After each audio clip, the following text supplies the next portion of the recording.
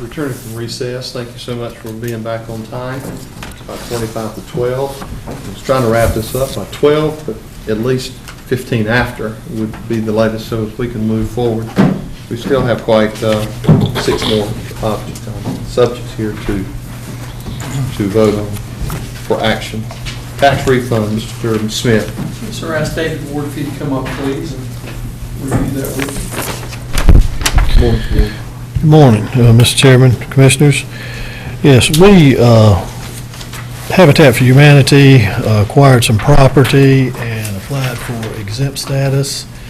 And they've given us, we need some additional information, which they have given to us, and they do qualify. But in the interim, we, in our due diligence to collect money, collected their money, and they would like to have a refund. And we need the board to approve the refund to go back to them. And I'll answer any questions you might ask. Any questions for the commission? Question. Mr. Payne? So you said they should have been exempt, and we got the funds, obviously by mistake, but we got them before the Yes, processes got through, Yes, and that they should have not been, the money should not have been attached. Okay. that's correct. Okay. Yes, sir. Mr. Chairman, Mr. Daugherty? I want to go ahead and make a motion that we accept the refund, that we approve the refund to Habitat for Humanity. All right, motion's on the floor that we refund Habitat for Humanity these funds. Any discussion? Mr. Chairman, Mr. Mayo? just to be clear, they applied for an exemption, but for some reason, it's, for lack of a better term, they fell through the cracks for some reason. Is that right? Yes, sir. Yes, sir, and we needed some additional information to verify everything. Okay. Thank you, Mr. Chairman. Any other discussion? All those in favor, raise your hand. All those opposed? It is unanimous. Thank you, Mr. Ward. Thanks, sir.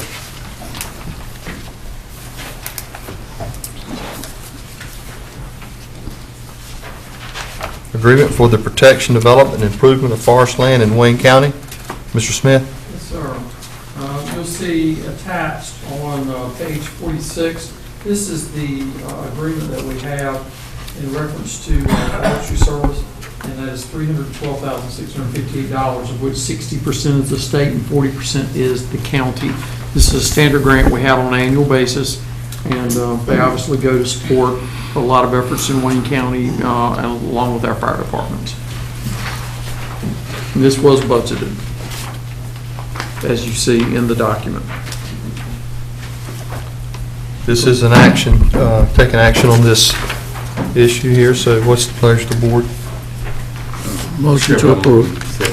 Mr. Cromartie, the motion's on the floor that we adopt this agreement, or that we approve this distribution of funds. And again, the share is 40%. Yes. Is that 40%? Any discussion? Motion's on the floor. Is there any discussion? Question, is the 40%, is that set each year, or can we adjust that? No, it's a standard formula set. All counties across the state pay 40%. Okay. Yes. It depends on the size of their forestry service. Some counties have smaller service, some have larger. Depends on timberland, whatever. When you have lots of timberland, and I've been in counties that are smaller than Wayne, that have a larger budget. They have more to cover. All right. Any other comments, questions? All those in favor of the motion, raise your hand. All those opposed? I'm sorry, I'm with it. Thank you, Mr. Bell. That is unanimous. Thank you. Purple Heart Resolution number 7. Mr. Payton, Mr. Smith, would y'all like to share that? Mr. Pate. I'll go ahead and take care of it. I'm gonna need to do this in 2 parts. The Purple Heart banquet is tonight, and we have a resolution here that I'm gonna read to you that we'll need to approve, that I'll be reading again tonight at the banquet. In addition to that, there's individual proclamations that have already been turned over, will be given to the those who have been honored tonight, and then there's another second motion I'll need to make on that. So I'll start with the proclamation first. Yes, sir.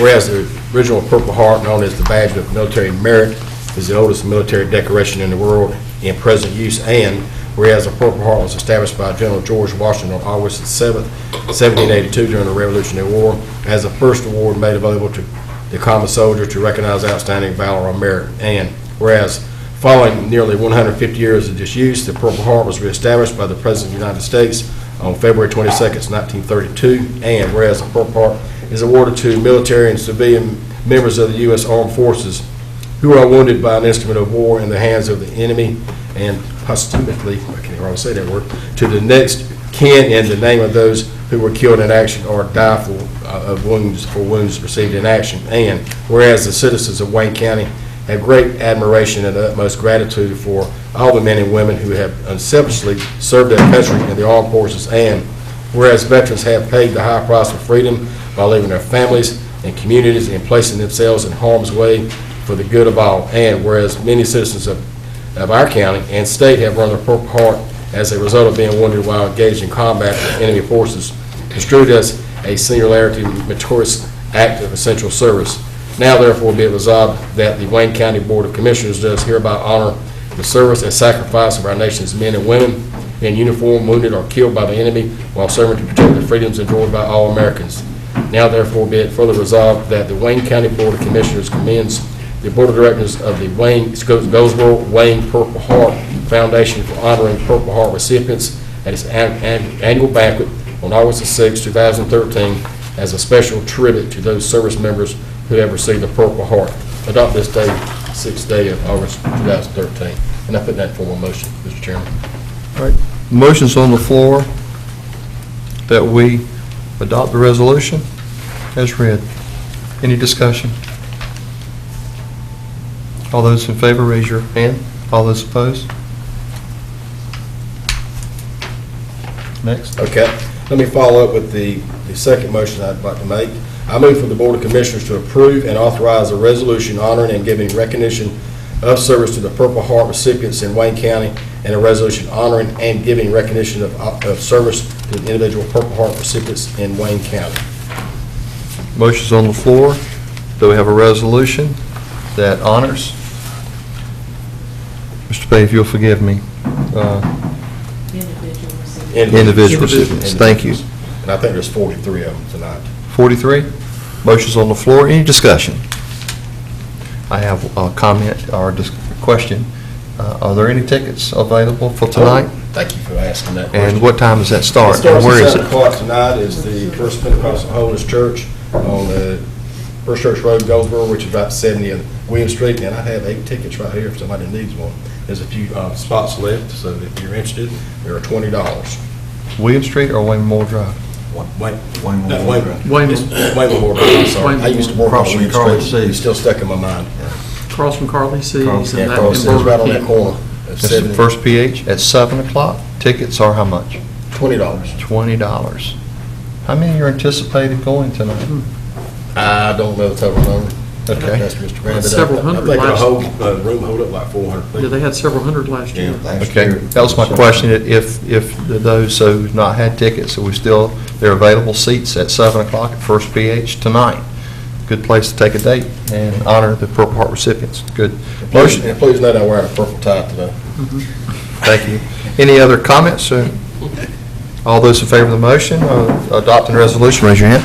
All those opposed? Thank you. One other thing while I still have the floor. Thank you, Mr. Pate. This is a reference to veterans.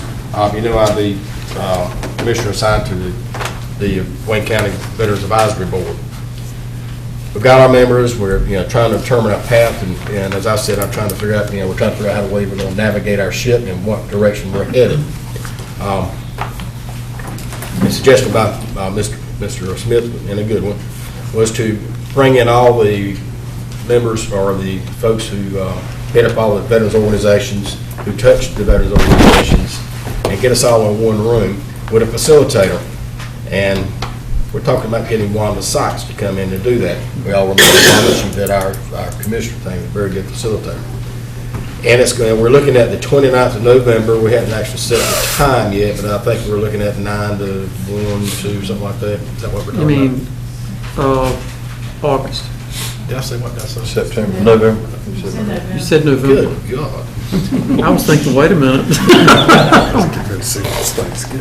I told my wife the other day I was getting dementia. I think Okay, I think well, I'm there. you're all But right. anyway, You're all right, we're with you. all right, we got Would they, It's the 29th of 29 this month, in August. of August. We got up too early this morning. You ain't kidding, I came in to support you guys, thanks before you know.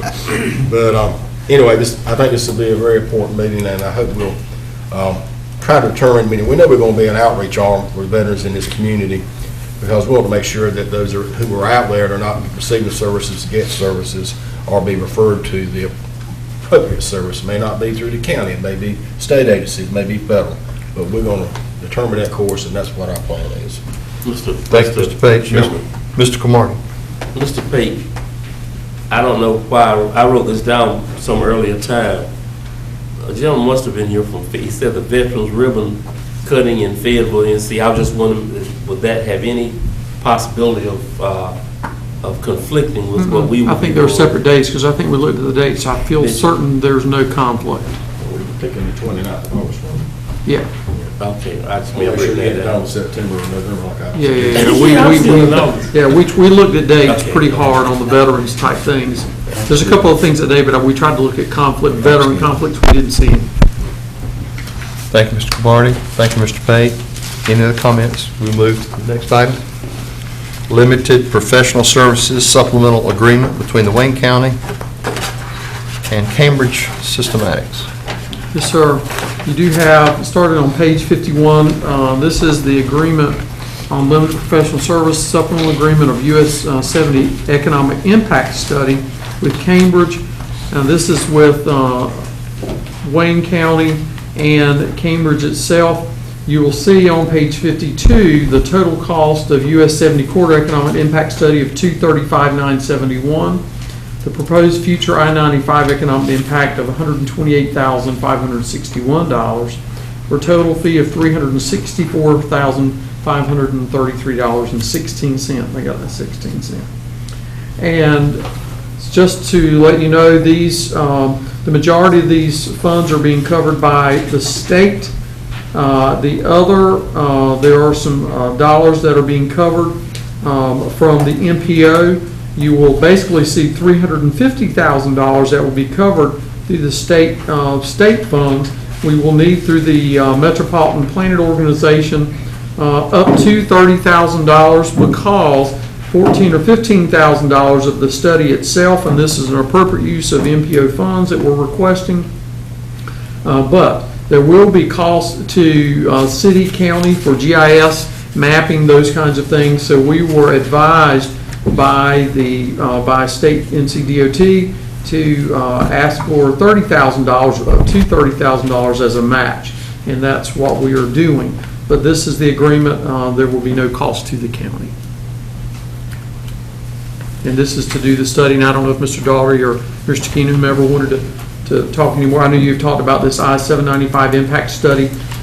You've talked about it earlier today, but I don't know if anybody wanted to mention that. And Mr. Daugherty mentioned we went to a meeting last week on this, and we have some hurdles to jump across, but we can, if we have to build a ladder, we'll get across them somehow, or across the FEMA property. Mr. Chairman, Mr. Daugherty? I move acceptance of the limited professional service supplemental agreement as outlined. Thank you, Mr. Daugherty. Motion's on the floor to accept this recommendation. Any discussion? Mr. Chairman. Mr. Daugherty? Specifically, I want to applaud the fact that we have gotten this proposed future I-795 impact, economic impact study tagged into this. As I mentioned earlier, you have to have an economic impact study, and you also have to have a feasibility study. And so now with this adoption of this agreement, we have both in place and in the process. Thank you, Mr. Chairman. Thank you, Mr. Daugherty. I'd like to take just a moment to thank NCDOT John Rouse, Division 2 and Division 4 at this time for doing such a great job in advocating this project. The 70 corridor has been pushing for the 70 corridor from as you know, Johnston, through Johnston, or from Wake Johnston into Wayne and Craven, Carteret, and Lenore. So they have pushed it, and of course, under the direction of the 70 Corridor Commission since November. This new commission has pushed very heavily under the direction of our transportation, and of course, Mr. Daugherty and his, Commissioner Daugherty put together a thumb drive or a video of how important transportation is, and rail and our ports. And at that time, it became very obvious that it was the 795-40 connector to tie into the ports at Wilmington was a priority and number one priority. And of course, the city NPO is redoing their study to put together that in their study to make sure that we get the interstate shield. So everyone is working together. We're excited that the state has jumped out and afforded us the opportunity for the study through the gift of up to $250,000. And now with this amendment, bringing in, as Mr. Smith said, about $75,000 and the makeup, or $100,000 in the makeup from the MPO. And as Mr. Daugherty, also Commissioner Daugherty serves on the MPO board as well. He represents the commissioners on that. So going forward, I think everyone is certainly on board, and there's no pushback from the state level and even up to the congressional level. That this is a very, very hot topic, very much on the radar, and in the center of the attention of NCDOT. And we just appreciate all the work that everyone is doing. Any other comments on that? Motion on the floor then to accept this recommendation. All those in favor, raise your hand. All those opposed? Thank you. That's unanimous.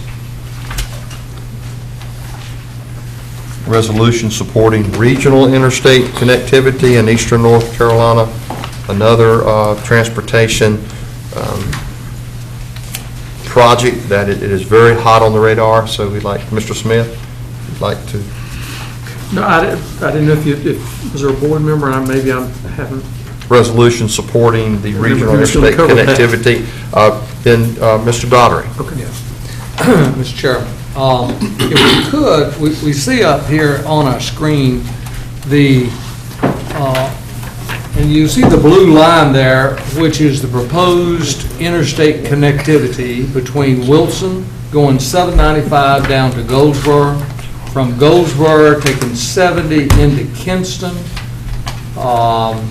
and then from Kinston looping around Kinston through by the Trans Park, and then going up 11 up to Greenville, and then back from Greenville taking 264 back into I-95 at Wilson. And the regional MPOs, the RPOs have all gone together and supported this new concept of interstate connectivity here in eastern North Carolina. And I can only imagine some years in the future where that interstate will bring us so much economic activity. It connects the Trans Park, it connects Greenville and the university, as well as the health facilities there at Vidant, and then right on into 795 and of course down to Goldsboro.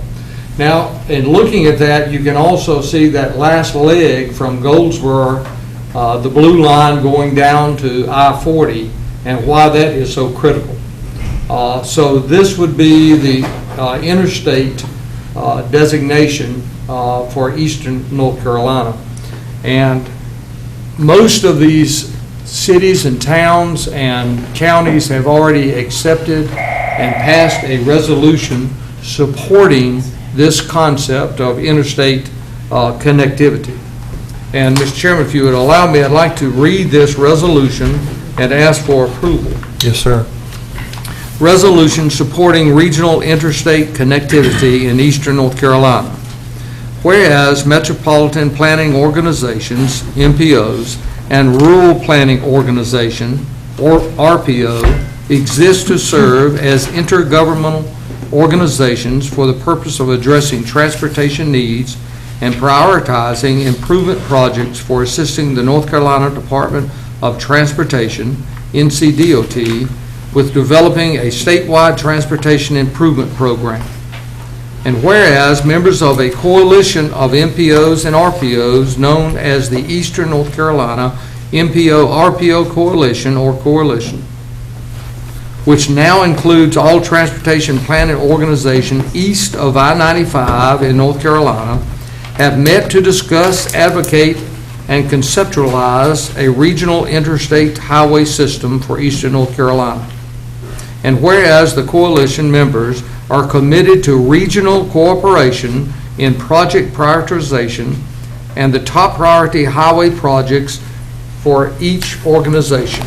And whereas development of such an interstate highway system will provide for long-term economic sustainability in eastern North Carolina, improve mobility, and enhance connectivity among the region's industrial, military, educational, medical, multimodal transportation, airports, and other regional significant assets, provide economic development opportunities, and improve emergency evacuation. And whereas no interstates currently exist in eastern North Carolina below Interstates 95 and 40, leaving a huge portion of eastern North Carolina without interstate access. Now therefore be it therefore resolved that the Wayne County Board of Commissioners supports NCDOT's development and construction to interstate highway standards of a regional interstate system along highways US Highway 264, US Highway 70, US Highway 17, and the Interstate 795/Interstate 40 corridor. Adopted this the 6th day of August. Steve Keen, Chair. And I'll make that in form of a motion. Thank you, Mr. Daugherty. Motion's on the floor to accept this resolution supporting regional interstate connectivity in eastern North Carolina. Any discussion? All those in favor, raise your hand. All those opposed? Thank you. Thank you, Mr. Daugherty.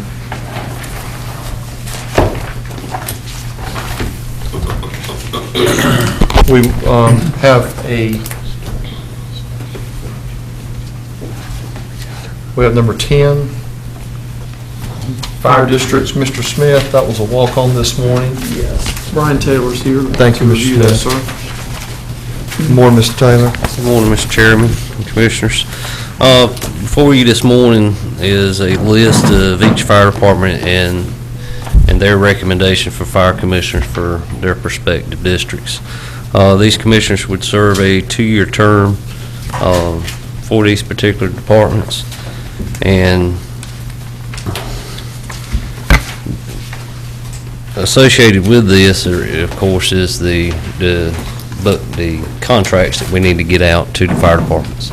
So as we go through this process, once they're approved, we'll get the contracts out to the fire departments and get them back and get them approved by you guys at a later meeting, probably late September, early October, to bring those before you to get those contracts approved.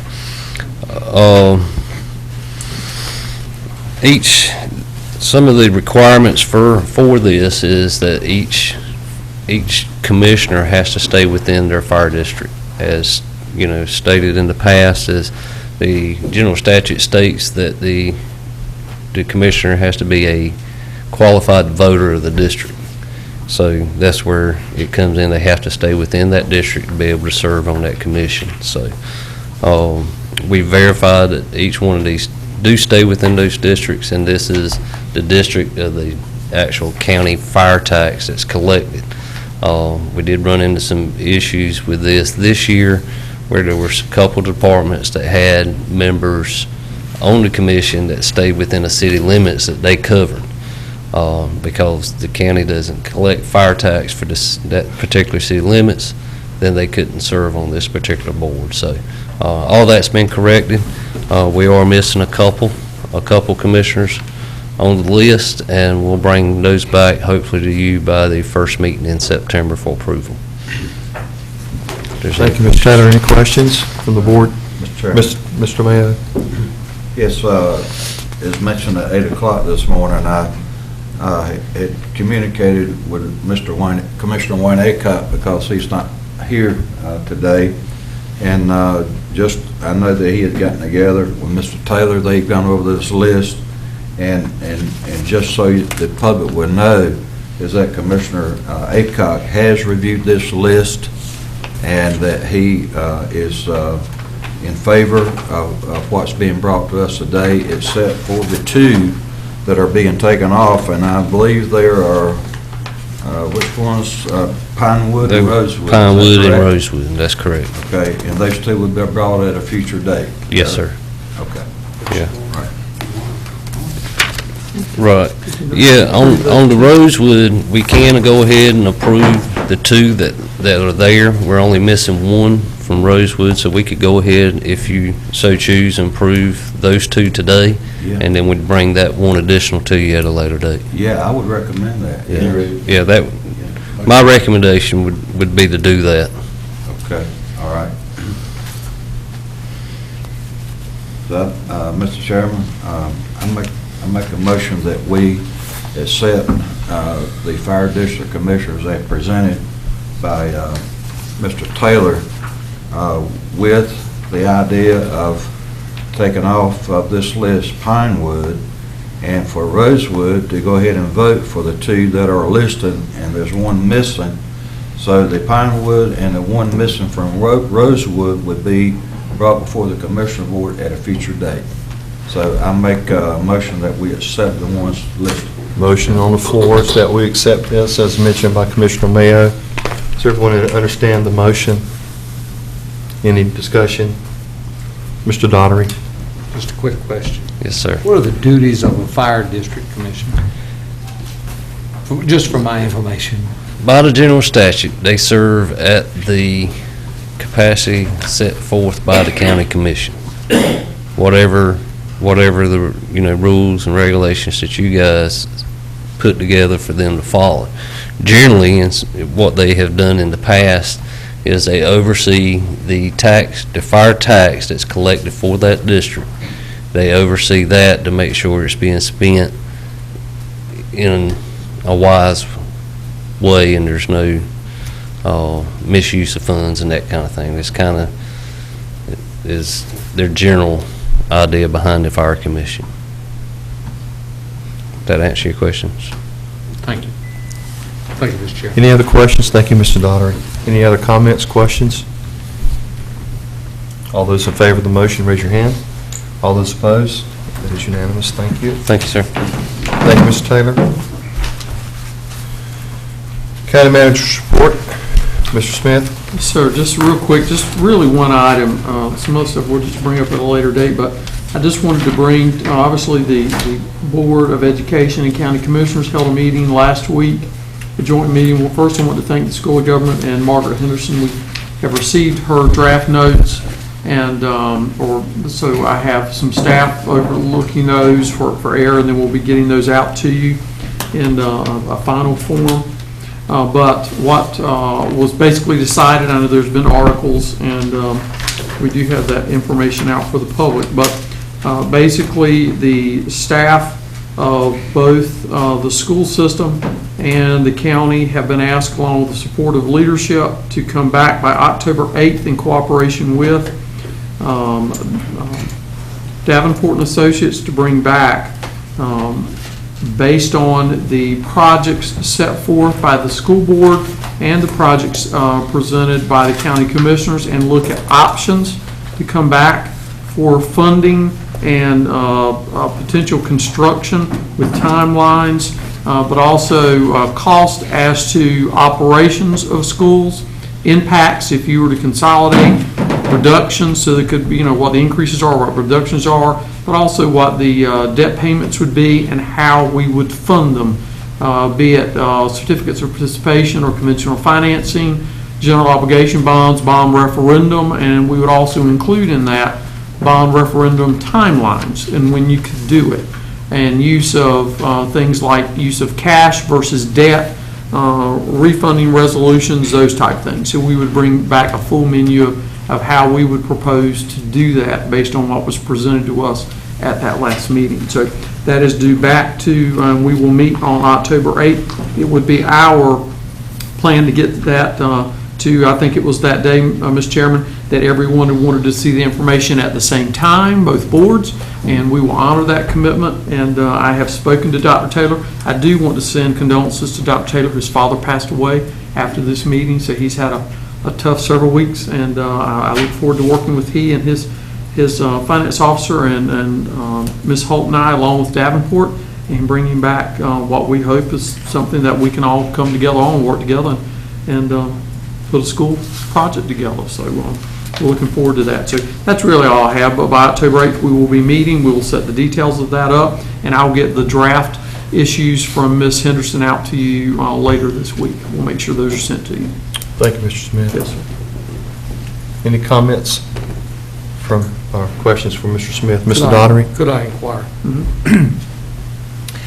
As you are developing that, will possibly design build be a option in any of those if we're actually building new schools? That's part of what I want to inquire about. And I'm asking Davenport, I've already asked Mr. High and Mr. Cole, most of you have met now, to look into that for us, because that is a possibility. And there's still some on the schools who say that leasing is an option. And that is, I think we need to look at it, and we need to show that as an option. What are the costs, and what are our savings, and so we can truly compare what gets them built quicker, better, and with the least amount of cost to the taxpayer. So that's what we'll present to you. But yes, we'll include that too. Thank you. Thank you, Mr. Daughtery. Any other questions? As we move on then and finish up with commissioner comments, Mr. Bell.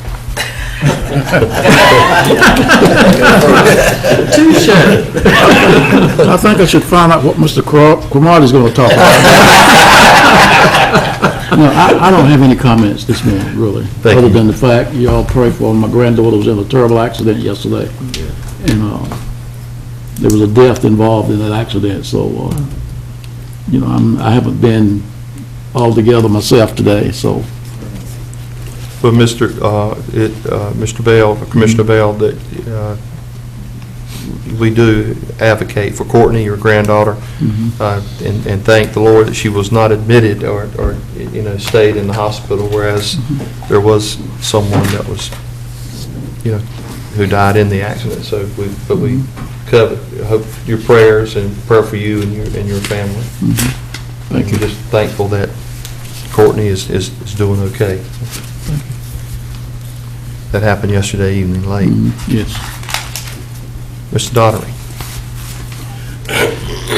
Well, I suppose I'm going to close out by again reiterating what I had stated earlier and how excited I am about the transportation projects that are coming forth in our county.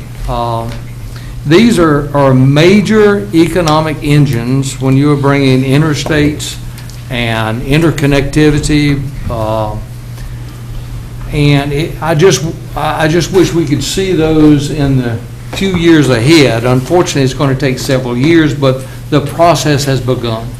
I am dismayed to hear that FEMA actually bought out those properties along the floodway, along the Neuse River from the last flood, have such restrictions on the use of the property.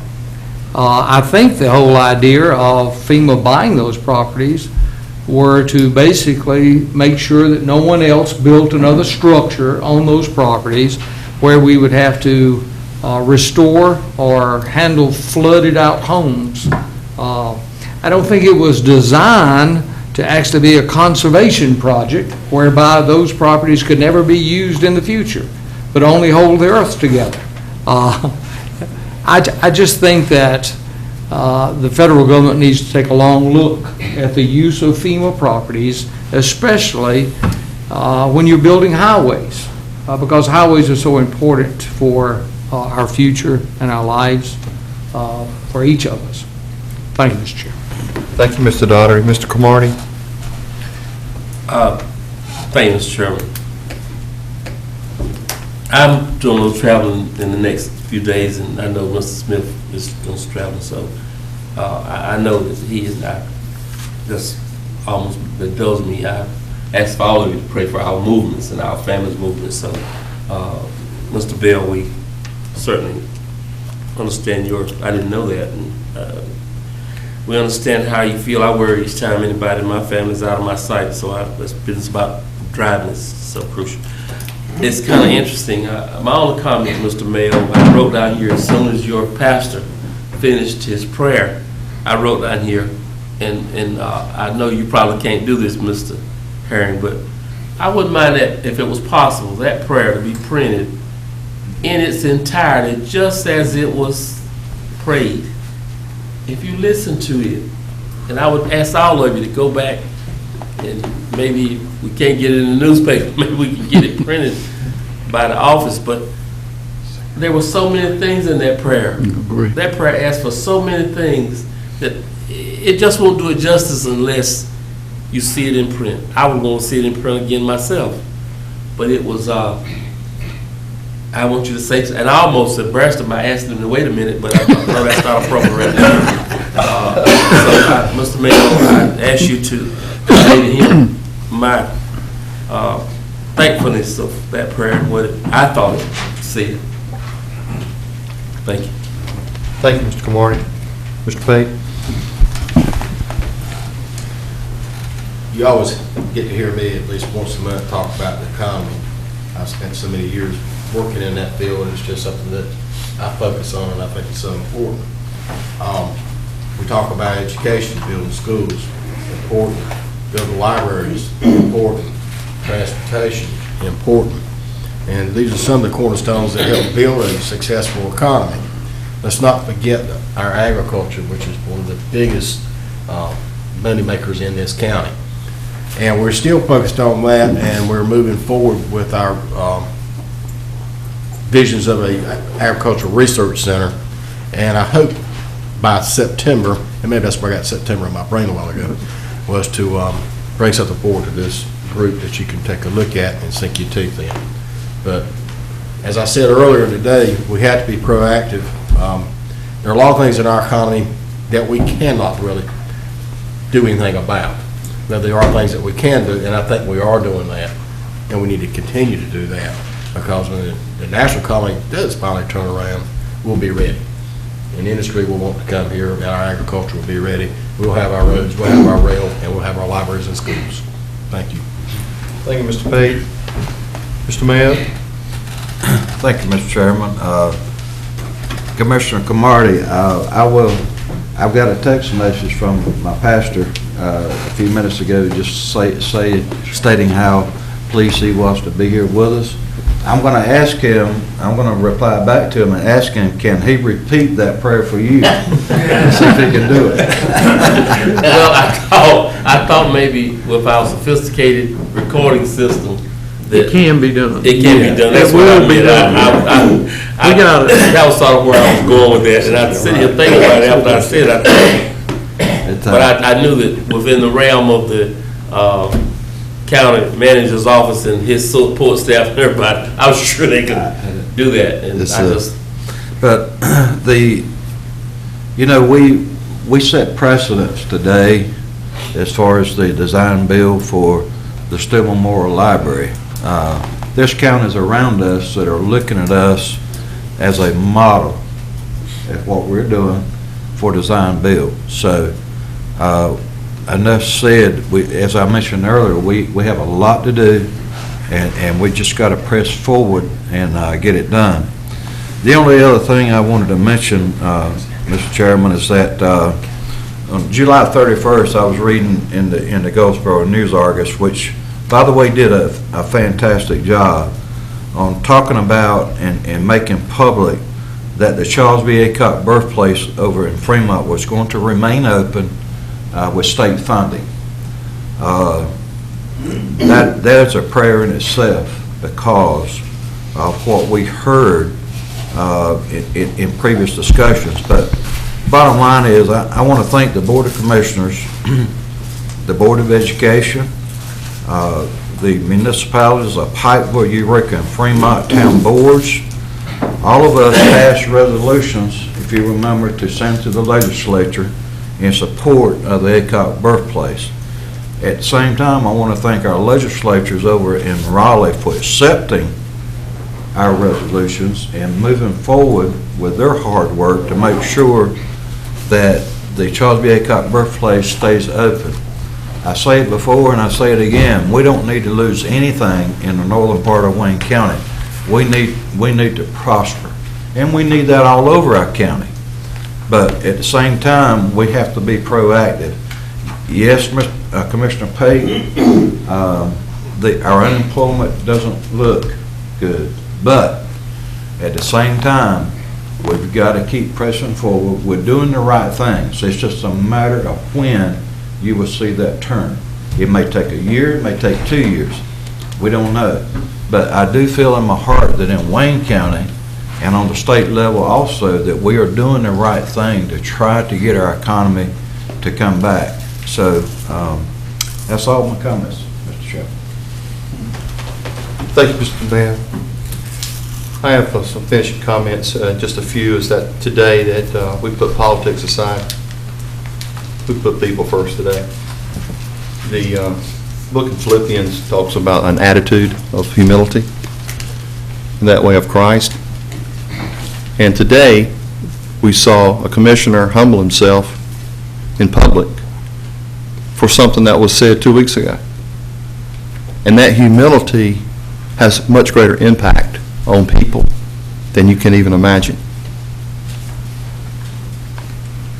And as we mentioned 2 weeks ago, we each have our own right because we represent 22,000 people within our districts, and we have one that represents the whole county. That's the at-large member.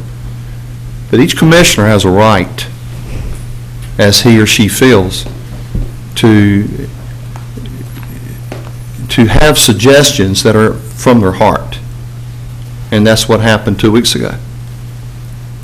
But no matter at the end of the day, we again are all here together on this journey together for 4 years. One of the very few counties in the state that do that. Every 4 years have the same commissioners. They're elected all at one time during the general election. But today, we've set not a new course, because we set that course back in December. But we have gone through a valley or a storm, as you may, but we still are on the same course. I've always been told here in the last 13 years, if the evil one can't destroy you, he'll certainly distract you. But good leaders, despite what some might say, where leaders lead from the rear, leaders never, ever lead from the rear. They always lead from the front.